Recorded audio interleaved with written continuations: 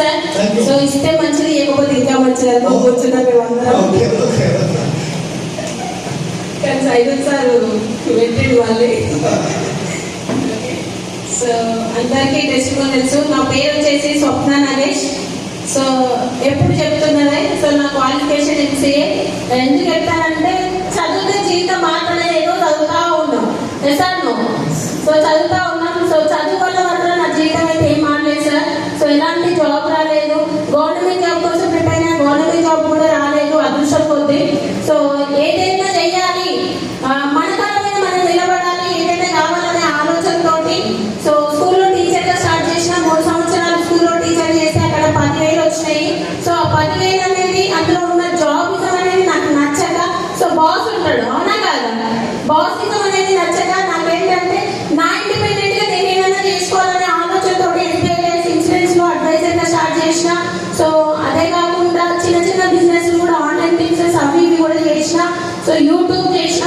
So ఏమి చేసినా కూడా లైఫ్ అనేది ఏం చేంజ్ కాలేదు. నిజంగా చెప్తున్నా లీడర్స్, మీరు ఎలా ఆలోచిస్తున్నారో వెస్టేజ్ గురించి నాకు తెలియదు, కానీ వెస్టేజ్ అనేది ఒక అదృష్టం. మనకి అదృష్టం సార్, గట్టిగా పట్టుకోండి అంతే, ఇంకేం లేదు. నిజంగా సార్ చిన్న చిన్న లైఫ్ ఇక్కడ మాట్లాడే వాళ్ళందరివి, సో చిన్న చిన్న లైఫ్ అనేది మారుతుంది. సో అదృష్టం కొద్ది నాకు ఈ మెసేజ్ అనేది నా గ్రేట్ అప్లైన్.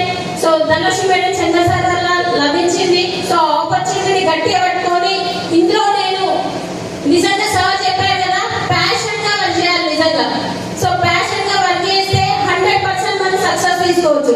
ఒకటే చూసిన, నేను ఇందులో గెలవాలి, ఎలాగైనా సరే గెలవాలి, ఏదేమైనా సరే గెలవాలి.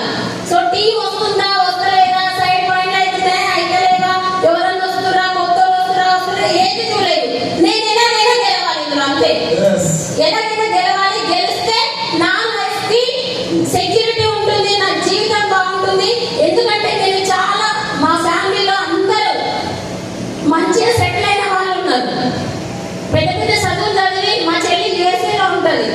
సో మా తమ్ముడు సెటిల్, నేను చదివిన ఏం చేస్తాను, అది ఎప్పుడు బాగుండదు. ఎలాగైనా నేను గెలవాలి.